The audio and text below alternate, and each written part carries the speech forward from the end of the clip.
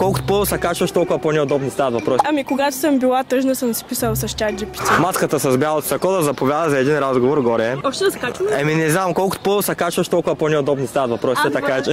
Как разбра, че сме днеска в Пловдив? И минавах случайно в парка и ви видях. Тук сега имаме едни въпроси, които съм ти подготвил и ако ми отговориш на тях, ще спечелиш комплект. Добре. Кое е най-женското отмъщение, което си правила? Като цяло аз не обичам да отмъщавам, защото смятам, че кармата се връща. Би ли казала на непозната жена, че мъжът ти изневерява? Да, даже ако ме е много близка приятелка, веднага ще отида и ще й кажа. Ако приятелят ти не иска да качва снимки с теб, сигнал ли е за проблем? Да, със сигурност, защото съм била в подобна ситуация. И как го разрешихте този проблем? Ами разбрах, че се пише с друго момиче. Значи за следващия ми въпрос, случва ли се да робиш в телефона на гаджето и какво откри? Тук ще ми отговориш, че тогава. Да. Ползваш ChatGPT. Да. Кое е най-странното нещо, което си проверявал там? Ами когато съм била тъжна, съм си писала с ChatGPT. Казва ти, мента Гоки Валериан и газ. Да, и че съм луда. Честито, в крайна сметка всъщност всички сме луди. Заповядайте си спечели комплект на карма. Много ти благодарим за откровеността. И последвайте карма. Ето, насякъде, Всички социални мрежи.